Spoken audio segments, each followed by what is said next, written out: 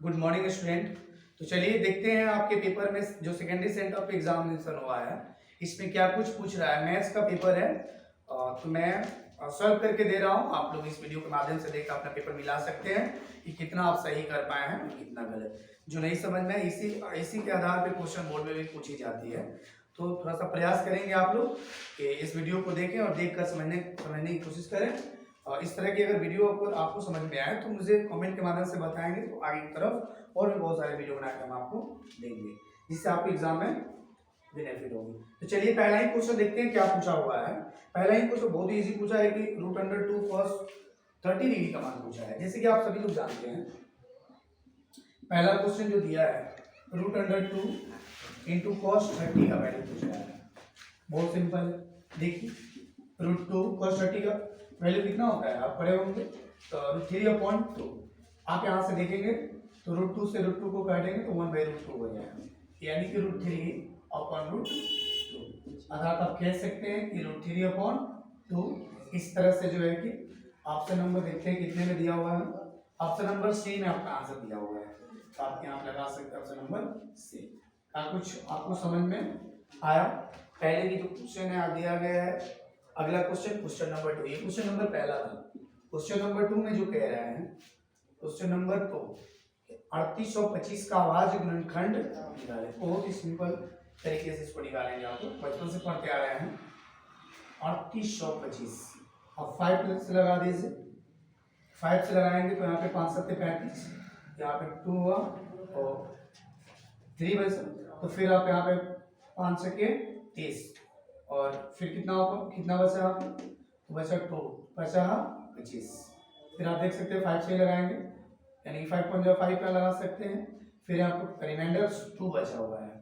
2 बचा हुआ है यानी कि यहाँ पे आप 26 है आपके पास, तो 5 5 जा 25। फिर वहाँ 1 बचा तो 5 3 जा 15। फिर आप देखिए 5 से जाएगा नहीं, 3 से लगा लीजिए। 5 3 5 जा 15 और 3 1 जा 3। अब 3 से 1 टर्न और जाएगा।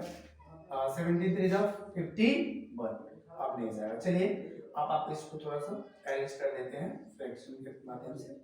तो ये हो जाएगा आपको 5 कितने टर्न आए हैं, पहले 3 कितने टर्न आए हैं टोटल 5, फिर 5 भी 2 टर्न आए हैं एंड 17। तो ये आपका आंसर है। देख लेते हैं ऑप्शन नंबर क्या है। ऑप्शन नंबर बी में दिया गया है, आप यहाँ पे टिक आउट कर सकते हैं ऑप्शन नंबर बी। चलिए अगला क्वेश्चन है, कह रहे कि दो संख्याओं का एलसीएम तथा एचसीएफ क्रमशः इतना इतना दिया हुआ है। ठीक है, चलिए क्वेश्चन नंबर 3 जो है क्वेश्चन नंबर 3 जिसमें एलसीएम दिया हुआ है 221 और एचसीएफ दिया हुआ है 4। आप पढ़े होंगे या नहीं पढ़े होंगे तो समझ लीजिए। फॉर्मूला होता है एलसीएम गुने एचसीएफ इक्वल टू पहली संख्या गुने दूसरी संख्या। तो एलसीएम दिया हुआ है 221, एचसीएफ 4 दिया हुआ है। फिर पहली संख्या इसमें क्या रहेगी, पहली संख्या 17 होगा, तो फिर पहली संख्या 17 दिया हुआ है और दूसरी संख्या क्या होगा आप काटिए यहाँ से 71 या 70। फिर आपके पास रिमाइंडर 5 बचा, 51 यानी कि 51 हो गया और 73 जा 51। ठीक है, तो आप दूसरी संख्या आसानी से यहाँ पे निकाल सकते हैं। तो दूसरी संख्या जो है यहाँ पे क्या होता है 52। तो आपका आंसर जितने भी ऑप्शन में दिया हुआ है आप लगा सकते हैं। अगला प्रश्न जो देख रहे हैं दिया हुआ है, कह रहा है कि simplest form of 0.22 in rational number is, यानी कि 0.22 का परिमेय संख्या का सरलतम रूप बताइए। क्वेश्चन नंबर 4 में जो दिया हुआ है 0.22 यानी कि 0.22 का सरलतम रूप बताना है रेशनल नंबर में। तो आप लोग पढ़े होंगे। इसके ऊपर बार दिया हुआ है, जैसे बार दिया हुआ है तो ये बार आप जब इसको सॉल्व करेंगे यहीं पे सॉल्व कर देते हैं। जो भी संख्या दी गई है जितने ऊपर बार है उसके बदले आपको पता है 9 लिखा जाता है। ठीक है, और जो भी बार वाली संख्या से पहले वाली जो संख्या है उसके बदले 0 लिखेंगे। अर्थात जब इसको पूर्ण रूप से हल करेंगे तो बाहर से पहले वाली जो संख्या होती है उससे हम माइनस कर लेंगे, डिक्रीज कर लेंगे अपॉन 0, यानी यहाँ पे हो जाएगा 20/90। जब आप इसको काटेंगे तो 2/9। ऑप्शन नंबर चाहे जो भी है उसमें आपका आंसर दे दिया गया होगा 2/9। क्वेश्चन नंबर 5 जो कह रहे हैं मैं उसको सॉल्व कर रहा हूँ। चलिए पहले इसकी मर्ज कर देता हूँ, आप स्क्रीनशॉट ले लीजिए या फिर आप समझ चुके हैं तो ठीक है, मैं स्क्रीनशॉट नहीं भी लेंगे तो चलेगा, अगर नहीं समझ सके हैं तो फिर आप इसको नोट कर लीजिए, ठीक है। चलिए स्क्रीनशॉट ले लिए। अगला क्वेश्चन हम इसमें डाल बनाएंगे।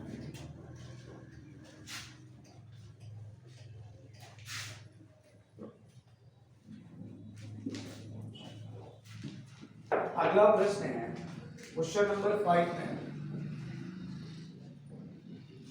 √2 और √3 पावर होल पावर 2 है, ठीक है। तो यहाँ पर जब आप सॉल्व करने जाएंगे तो आप देख रहे हैं प्लस विदा होल स्क्वायर है, तो हम इसको सॉल्व करेंगे a² + b² + 2ab + 2ab।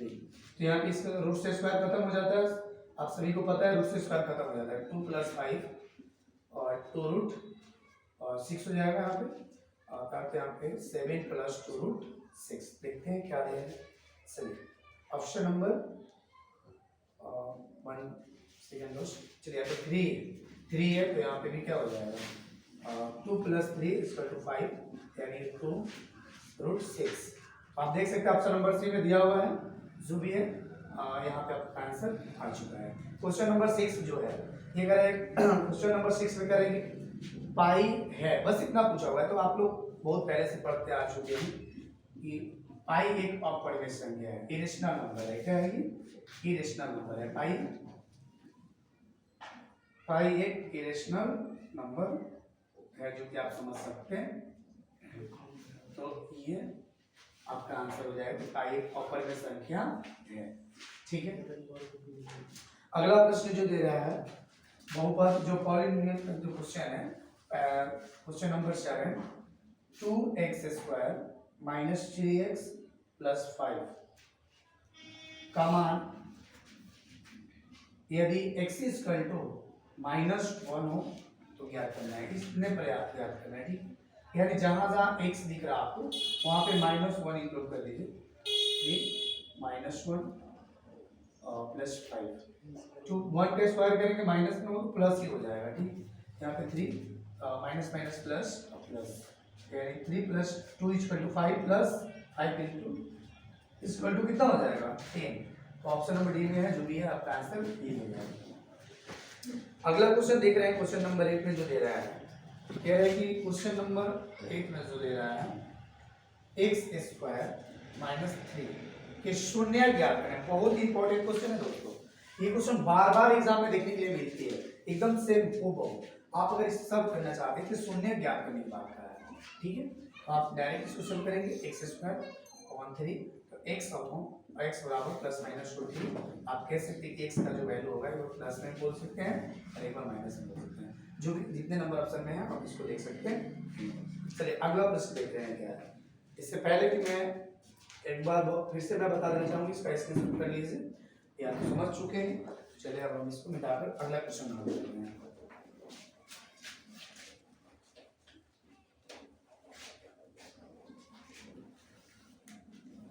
अगला प्रश्न है बहुपद क्वेश्चन नंबर 9, 2x² - x - 6 के शून्य ज्ञात करना। देखिए इस तरह के जो प्रश्न आता है तो ये भी आप लोगों को बताया गया है, 2x² - x, इसका शून्य ज्ञात करना है। लास्ट वाले टर्म को फर्स्ट वाले टर्म से मल्टीप्लाई करेंगे तो कितना हो जाएगा 12x², ठीक है।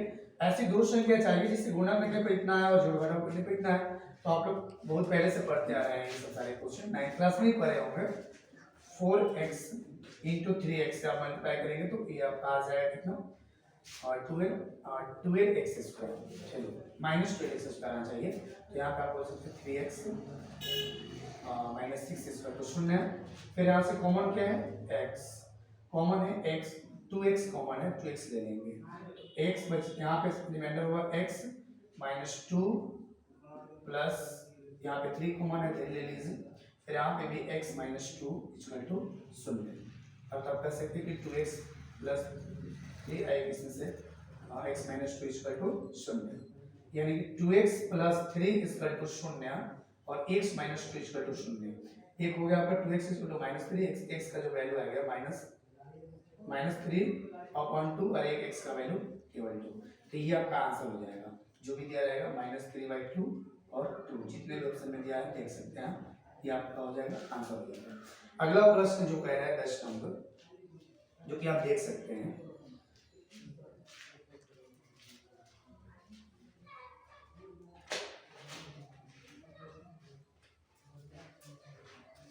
अगला प्रश्न है अनुक्रम, यानी एपी में कुछ क्वेश्चन दिया गया है ऑटोमेटिक प्रोग्रेशन का 2 5/2 3 और 7/2, फिर 5 माइनस 2 2 जा 4 हो जाएगा 1/2। ये देख लीजिए 1/2 का अंतर है इसमें, हिसाब अंतर भी आप निकाल सकते हैं। अगला जो प्रश्न दिया गया है आप देख सकते हैं, यदि दो संख्याओं का योगफल एवं अंतर इतना है तो उसका गुणनफल क्या होगा। दो संख्याओं का योगफल माने पहली संख्या को x मानिए, दूसरी संख्या को y मानिए, और दोनों का जो योगफल है 3 है और दोनों का जो अंतर कर रहा है, दोनों का अंतर 5 है। तो आप क्वेश्चन हल किए होंगे बहुत, तो देखिए इसको क्वेश्चन फर्स्ट, इसको सेकंड मान लीजिए, यहाँ से खत्म हो जाएगा 2x इक्वल टू 18 हो जाएगा। काटेंगे तो x का वैल्यू कितना आ गया 9, x का वैल्यू यानी x का मान समीकरण एक में रखने पर, एक में रखिए चाहे दो में, एक में रखने पर